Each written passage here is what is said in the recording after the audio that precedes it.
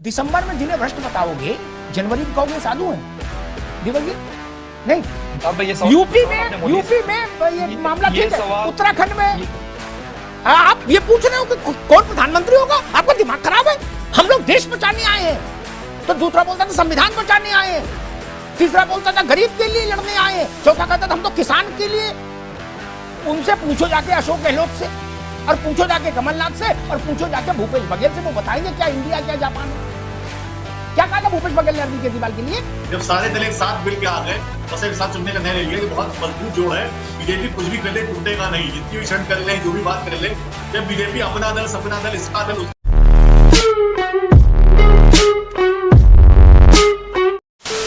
नमस्कार दोस्तों, आप सबका बहुत बहुत स्वागत है फर्स्ट डिबेट शो में। मैं हूं प्रदीप। टीवी डिबेट में आप जब भी देखेंगे सभी आई.एंड वाले अपने आप को बहुत जुड़ा हुआ कहते हैं कि हमने बहुत एकता है, मोदी को हराएंगे, हमारी एकता बहुत जबरदस्त है। लेकिन ग्राउंड रियलिटी कुछ अलग है। केजरीवाल को भूपेश बघेल वहाँ से छत्तीसगढ़ से करे आ रहे हैं, एमपी से कमलनाथ करे आ रहे हैं, और भी जितने कांग्रेसी नेताओं की बात करें तो उनका आपके पार्टी के लोगों से जमता नहीं है। तो यही ग्राउंड रियलिटी है। और भी बहुत सी बातें, वो सब यहाँ तक याद गिनाते नहीं बैठूंगा। तो दोस्तों, एक बहुत बड़ी पॉइंट की बात है, अमिताभ अग्निहोत्री जी ने इस डिबेट में मायावती जी के लिए बोली है, वो पॉइंट आपको जरूर देखना चाहिए। तो वो डिबेट के लास्ट में दोस्तों, तो चलिए शुरू करते हैं देखना डिबेट वीडियो। Let's start. ये भी परेशान हो गए, हम भी परेशान हो गए, करो फिर। त्रिपाठी जी, भाई हसरत रखिए, अच्छी बात है, क्या महत्वाकांक्षा रखिए, वो भी अच्छी बात है, आकांक्षा रखिए, वो भी अच्छी बात है। अब तो आकांक्षी डिस्ट्रिक्ट ही बना दिए, ठीक, तो पार्टी क्यों नहीं आकांक्षी हो, ठीक, सब अच्छा है। लेकिन अब ये तो देख लो, ऐसा फार्मूला ना निकाल दो कि 37% वाला पीछे चलेगा, 2% वाला आगे चलेगा। बोले क्यों? बोले हम राष्ट्रीय नहीं है और चुनाव तो राष्ट्रीय है। तो मेरी बुद्धि ये कहती है कि भाई जब फिर ये बारात लड़की वाले के घर तक नहीं पहुंचती ना, फूफा किधर भागेंगे, चाचा कहीं भागेंगे, और लड़का को लेकर लड़के के पिताजी कहीं चले जाएंगे। त्रिपाठी जी नहीं जी, अमिताभ जी, आपकी चिंता बहुत जायज है और आप जो कि बड़े पत्रकार हैं और सभी विषयों के अच्छे जानकार हैं। मुझे ये लगता है कि विपक्षी दलों से ज्यादा इस बात की पीड़ा अन्य लोगों को है, और भारतीय जनता पार्टी तो उसमें प्रमुख रूप से है, क्योंकि विपक्षी दलों में किसी को दिक्कत नहीं है, सभी साथ हैं और सभी पार्टियां दरअसल राजनीति करने आई हैं, और सबका आकांक्षी होना भी स्वाभाविक है, और उसमें ऐसी बातें होती रहती है। लेकिन शीर्ष नेतृत्व जो निर्णय लेता है, पार्टी के सच्चे सिपाही होने के नाते सभी कार्यकर्ता और सभी लोग उन बातों को मानने को तैयार होते हैं। लेकिन इस समय विपक्ष की एकता बीजेपी के लिए बड़ा मुद्दा है, जबकि विपक्ष के सभी नेताओं की एक सहमति है कि हमें संविधान बचाना है, हमें लोकतंत्र बचाना है, और हकीकत में अगर जो दूल्हा कोई है इस चुनाव में विपक्ष की तरफ से, तो वो भारत की जनता है। क्योंकि आप जनता बहुत परेशान है। यूपी में मेडिकल कॉलेज, अभी प्रशांत जी बैठे हैं, पता नहीं कितना नंबर बताएंगे, मेडिकल कॉलेज के नंबर पे अभी थोड़ा चुनावी माहौल है, मेडिकल कॉलेज के नंबर पे मैनिफेस्टो में जारी कर लो, तब उस पर चर्चा करना। अभी मूल बात पर बात चर्चा ना भैया, अभी मूल बात पे चर्चा होने दो। मुख्य मुद्दा है वो यही है, अच्छी बात है, विपक्षी एकता, बिल्कुल एकता होगी, ठीक है। अब रुक जा, थोड़ा रुक जा। त्रिपाठी जी ने एक सांस में हनुमान चालीसा की तरह सब बता दिया कि विपक्षी एकता और क्या संविधान बचाना, देश बचाना, राष्ट्र बचाना, और सब क्या क्या हिंदुस्तान अकलियत, और सब बता दिया, ठीक। इंदिरा गांधी के खिलाफ जब विपक्षी एकता हुई थी तो वो भी सब लोग यही कहते थे। अरे आप ये पूछ रहे हो कि कौन प्रधानमंत्री होगा? आपका दिमाग खराब है? हम लोग देश बचाने आए हैं। तो दूसरा बोलता था संविधान बचाने आए हैं, तीसरा बोलता था गरीब के लिए लड़ने आए हैं, चौथा कहता था हम तो किसान के लिए निकले। क्या सरकार बनने से पहले जूते चले, सरकार बनते हुए जूते चले, सरकार बन जाने के बाद जूते चले, और 2.5 साल में सिराजा बिखर गया, अंतिम संस्कार हो गया? क्या त्रिपाठी जी? इसलिए हमको ना बताओ महाराज, वो भी बड़े नेता थे देश के सब, वो भी यही हमको जब पूछते थे वो कहते थे कैसी बात कर रहे हो, किसी का कोई स्वार्थ है? वहां गांधी शांति प्रतिष्ठान में जयप्रकाश की घेराघारी करते थे जाके, बोला ना डिफेंस से करने नहीं लेंगे, होम लाओ चाहिए, क्या? और बाहर निकल के ज्ञान देते थे कि वो देश बचाने आए। प्रभु, हमने देश बहुत बचते देखा ना कई बार, विश्वनाथ प्रताप सिंह के समय भी देश बचते देखा, चंद्रशेखर के समय भी वो भी देश बचाने आए थे, वो और राजीव गांधी, क्या? इसलिए प्रभु देश तो फिर ठीक है सबका, इसलिए सब लोग उस पर अपना अपना पत्ता खेल लो, कोई बात नहीं। हमारे मित्र तकी साहब की पार्टी भी देश, संविधान, अदालत, न्यायालय बचाते बचाते उसने राजस्थान, छत्तीसगढ़, मध्य प्रदेश में झंडा गाड़ दिया, बोले कांग्रेस के खिलाफ मुकदमा और मैदान में लड़ेंगे, और मुंबई भी जाएंगे, वहां देश बचाएंगे। क्या इन 3 राज्यों में कांग्रेस की बाट लगाएंगे, मुंबई जाके देश बचाएंगे, फिर बटाटा बड़ा खाएंगे। ताकि साहब मामला तो गुरु ये आपसे सीखे, कोई सच में नहीं। छत्तीसगढ़ जाके अरविंद जी ने कहा कि इस सरकार को कैंसिल करो, इस सरकार को हटाओ, हमारी सरकार लाओ, मुफ्त बिजली पाओ। तकी साहब देखिए 2024 का गठबंधन जो है वो केंद्रीय चुनाव के लिए होता है, राष्ट्रीय चुनाव के लिए होता है, प्रदेश चुनाव के लिए नहीं होता। तो प्रदेश में तो हमारी पार्टी ने पहले दिन से कहा था कि हम वहां जाएंगे, और सबको बताया ना, कांग्रेस को आपत्ति नहीं किसी पे। जब मियां बीवी राजी तो क्या करेगा साथी। जब सारे दल एक साथ मिल के आ गए और सब एक साथ चुनने का निर्णय ले लिया, ये बहुत मजबूत जोड़ है। बीजेपी कुछ भी कर ले टूटेगा नहीं, जितनी भी क्षण कर ले, जो भी बात कर ले। जब बीजेपी अपना दल, सपना दल, इसका दल, उसका दल, किसका दल, संजय निषाद और सारी पार्टियों से गठबंधन कर रही है, तो कोई सवाल नहीं उठ रहा है। लेकिन जब विपक्षी जो है एक साथ आ रहे हैं, तो बहुत सारे सवाल उठ रहे हैं। ये बात सही है कि इंडिया गठबंधन बनने से इंडिया गठबंधन इतना हिट हुआ है कि बीजेपी को उसने बहुत पूरी तरह से हिट किया है। तो इसलिए बीजेपी बहुत परेशान है। बीजेपी खेमे में उनकी रात की नींदें उड़ी हुई। आप तो नरेंद्र मोदी जी का विकल्प भी ढूंढ रहे हैं कि नरेंद्र मोदी जी नहीं तो कौन है, जोगीनाथ कहीं ऐसा ना हो या कोई और, ये सब आवाजें उठने लगी है बीजेपी के अंदर। और जाहिर सी बात है कि बीजेपी पूरी तरह से भयभीत है। और ये गठबंधन, वो अभी उनसे पूछेंगे भयभीत है, आप उनका भयभीत बता रहे हो, अपना बोलो, उनका तो हम उनसे पूछ ही लेंगे भाई भयभीत हो कि नहीं हो। नहीं तो जो डर का भाव साफ दिख रहा है आपको, जिस तरह की बातें हो रही है वो बताएंगे। ठीक है तकी साहब, ठीक, इंडिया इंडिया हो रहा है, ठीक ठीक, हम लोग समझ गए, इंडिया इंडिया हो रहा है, ठीक। आज से पटना की बैठक से पहले, पटना ऐसा नहीं कि वो बाद में मैंने कहा, आज से करीब 6 महीने पहले, त्रिपाठी जी आप गौर सुनिए, मैंने इसी कार्यक्रम में एक उसमें कहा था, एपिसोड में किसी ने, मुझे याद है कि आम आदमी पार्टी में अगली स्थिति परिस्थिति क्या बनेगी तिहाड़ के संदर्भ में, क्या इस पर कुछ सोच कहने से पहले ये देखिएगा कि मध्य प्रदेश, छत्तीसगढ़ और राजस्थान में आम आदमी पार्टी चुनाव लड़ती है कि नहीं। अगर लड़ेगी तो परिस्थिति दूसरी बनेगी, नहीं लड़ेगी तो दूसरी बनेगी। आम आदमी पार्टी पूरी ताकत से तीनों राज्य में चुनाव लड़ रही है, ठीक। आप झुंझुना किसको दिखा रहे हो महाराज? बाकी सब बुड़बक हैं, उनको अकल नहीं, वो नहीं जानते कि क्या हो रहा है। वो करें नहीं, वो तो राष्ट्रीय के लिए हुआ, फिर राष्ट्रीय में एक दूसरे के वो करोगे तो कभी नहीं, हमने तो अंतर्राष्ट्रीय के लिए किया था, बाइडेन के वोट देने के लिए गठबंधन। प्रणाम। चौथी भविष्यवाणी ये है, भैया त्रिपाठी जी नोट कर लेना, क्या उसी नजूमी ने मुझसे कहा, दीपक रंजन आप भी नोट कर लो, अभी गलती से अधीर रंजन निकले जा रहा था मेरे मुंह से, अधीर दादा हो रही है 52 गज के, खैर, तो उन्होंने कहा कि भाई साहब ऊपर ईंटें जुड़ रही, नीचे से ईंटें खिसक रही, बोले यही होगा। ये नेक्स्ट भविष्यवाणी है नेक्स्ट दिनों की, जो तकी साहब ने कहा कि कुछ भी हो जाए इंडिया एकजुट रहेगा। हाँ, ऊपर में 4 ईंटें लगती रहेंगी, नीचे की 18 हटती रहेंगी। नवंबर और दिसंबर में, रुक जाओ भाई, नवंबर और दिसंबर में राजस्थान, मध्य प्रदेश और छत्तीसगढ़ में गुजरात फार्मूला रिपीट करने के बाद आम आदमी पार्टी के द्वारा कांग्रेस के शरीर में इतनी जान बचेगी कि सीधी खड़ी हो पाएगी, इंडिया क्या चलाएगी, क्या? उनसे पूछो जाके अशोक गहलोत से, और पूछो जाके कमलनाथ से, और पूछो जाके भूपेश बघेल से, वो बताएंगे क्या इंडिया क्या जापान है।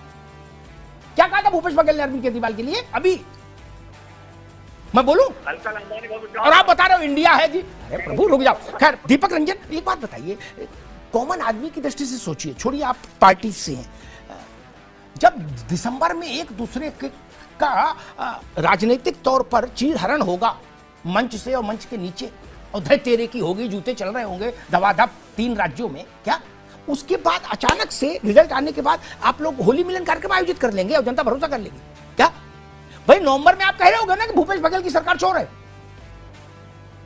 नहीं, मध्य प्रदेश में आपने उम्मीदवार खड़े कर दिए, अभी चुनाव दूर है, लेकिन आपने घोषित कर दिया, कांग्रेस ने नहीं किए, लेकिन आपने ठोक दिया, बोले भाई लगा दो, है बत्ती लगाओ। वहां जाके आप ये तो कहोगे नहीं कि कमलनाथ को लाओ, इसलिए तो आप चुनाव लड़ने रहे, आप ये कहोगे ये दोनों भ्रष्ट हैं, हमको लाओ। दिसंबर में जिन्हें भ्रष्ट बताओगे, जनवरी में कहोगे साधु हैं, दीपक जी नहीं। यूपी में ये मामला ठीक है, उत्तराखंड में कांग्रेस और सपा आमने सामने।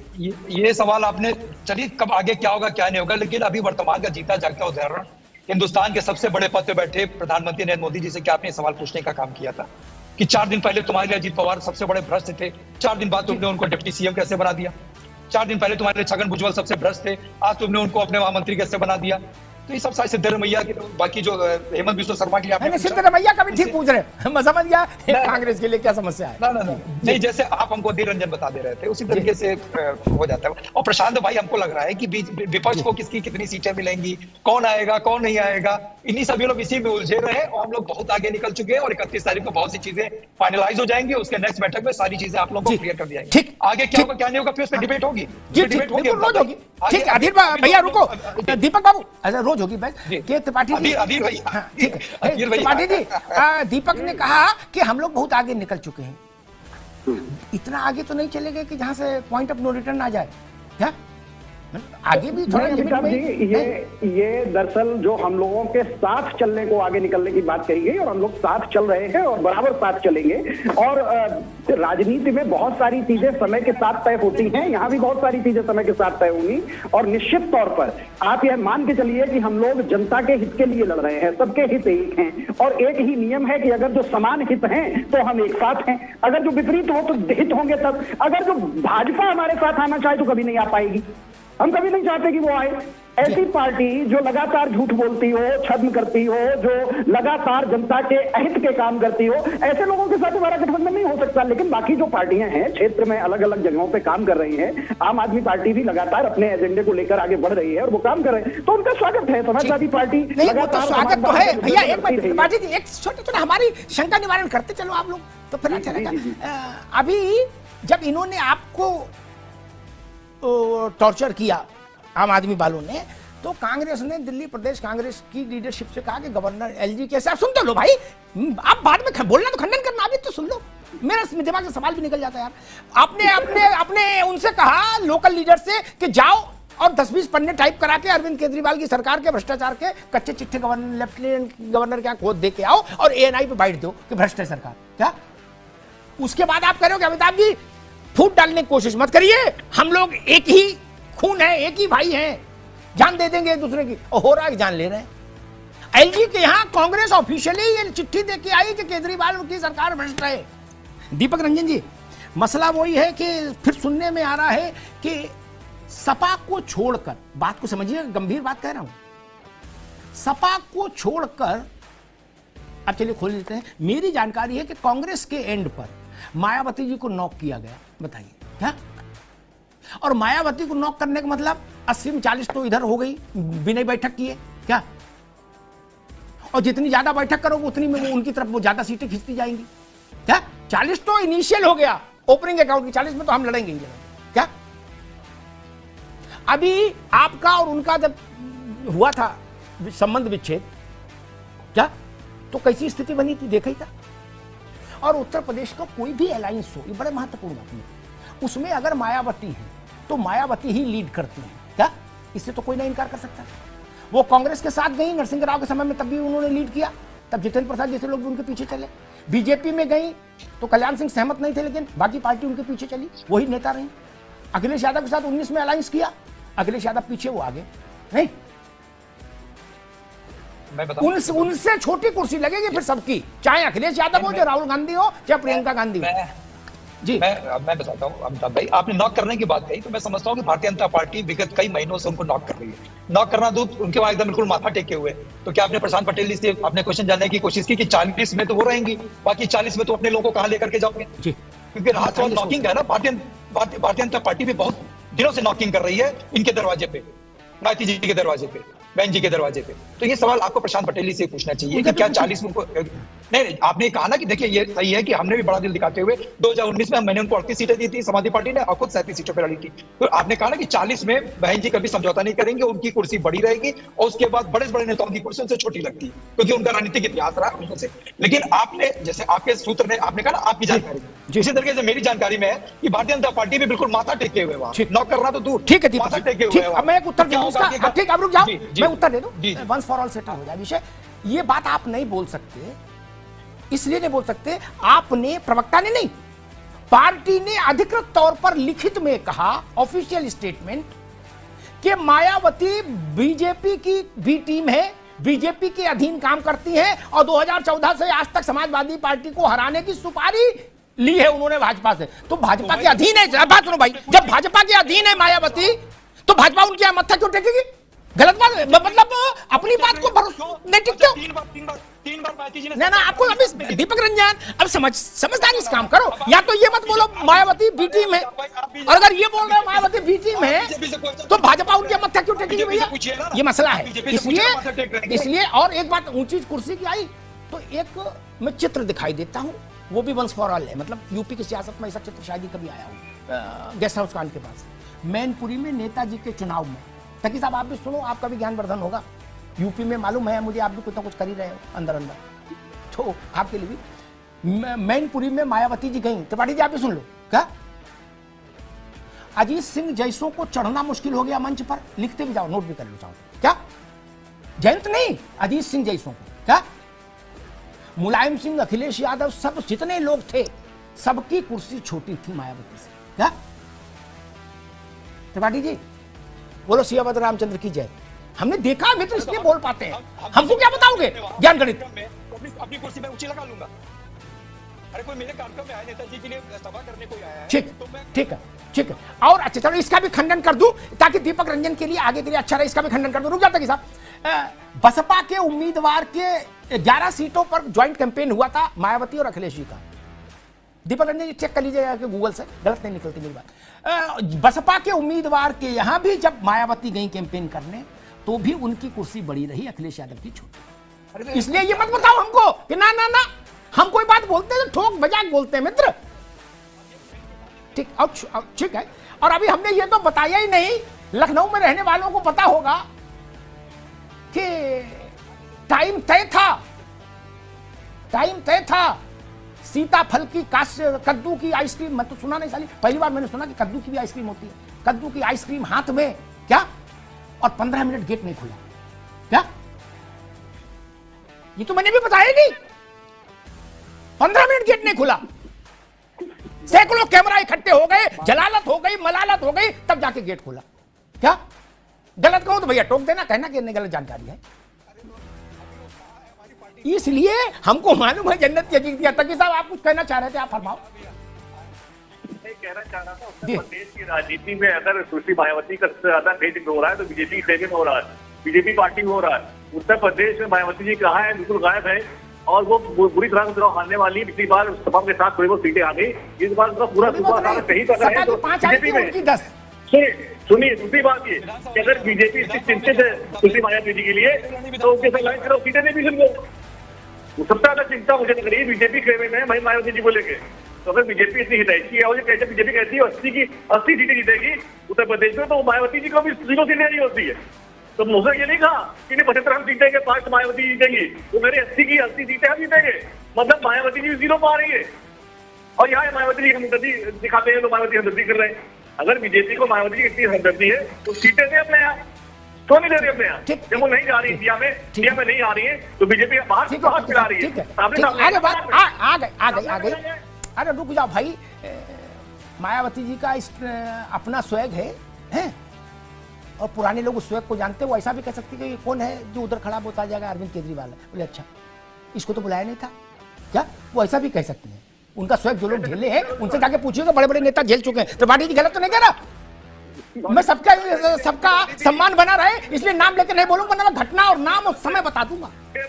महाराज दया करो, रुक जाओ, ठीक है। मायावती जी हैं, उनका जलवा जलाल है। खैर बात तो सही है। जनता माफ नहीं करेगी। मजा आया। तो दोस्तों डिबेट हो गई खत्म, वीडियो हो गई पूरी। उम्मीद करता हूँ ये डिबेट वीडियो आपको पसंद आई होगी। तो दोस्तों अगर आपको अमिताभ अग्निहोत्री जी की वीडियो पसंद है तो कमेंट में यस कीजिए, थोड़ा मुझे मोटिवेशन मिलेगा कि मेरे वीडियो देखने वालों लोग मेरी मेहनत को सराह रहे हैं और उनको ये डिबेट वीडियो पसंद आ रही है, ताकि मैं और अच्छी डिबेट वीडियो आपके लिए प्रस्तुत कर सकूँ। तो चलिए उम्मीद करता हूँ ये डिबेट वीडियो आपको पसंद आई होगी। चैनल सब्सक्राइब करते जरूर आप जाएंगे। मिलता हूँ आपसे अगले वीडियो में, तब तक के लिए जय हिंद, वंदे मातरम।